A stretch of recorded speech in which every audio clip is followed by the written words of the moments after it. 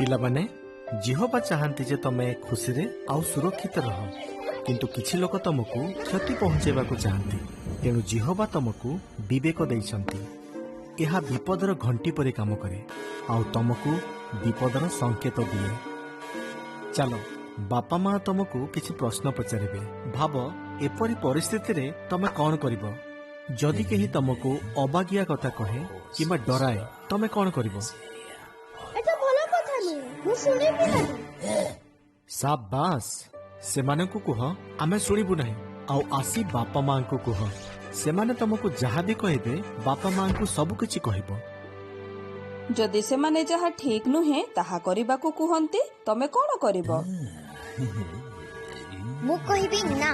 ଠିକ କହିଲ, ସେମାନଙ୍କୁ କହିବ ନା ଆଉ ସେଇଠୁ ପଳାଇ ଯିବ। ଯେଉଁ ଜାଗାରେ ସେମାନେ ଛୁଇଁବା କଥା ନୁହଁ ସେଇ ଜାଗାରେ ଛୁଇଁଲେ ମୁଁ ସେଇଠୁ ପଳାଇ ଯିବି। ସାବାସ୍ ସୋନୁ, ଯଦି ତମେ ସେମାନଙ୍କୁ ଭଲ ଭାବେ ଜାଣିଛ ହେଲେ ବି କହିବ ନା ଆଉ ସେଇଠୁ ପଳାଇ ଯିବ। ଆଉ ବଡ ପାଟିରେ କହିବ ବନ୍ଦ କର, ନହେଲେ ମୁଁ ସମସ୍ତଙ୍କୁ କହିଦେବି। ନହେଲେ ମୁଁ ସମସ୍ତଙ୍କୁ କହିଦେବି। ଏ ଦୁନିଆରେ ବହୁତ ଖରାପ ଲୋକ ଅଛନ୍ତି, କିନ୍ତୁ ତମେମାନେ କେବେ ଏକା ନୁହଁ। ମନେ ରଖ, ତମ ପାଖରେ ବିବେକ ଅଛି। ତମ ବାପା ମା ଅଛନ୍ତି ଯେଉଁମାନେ ତମକୁ ବହୁତ ପ୍ରେମ କରନ୍ତି, ଆଉ ଜିହୋବା ଅଛନ୍ତି।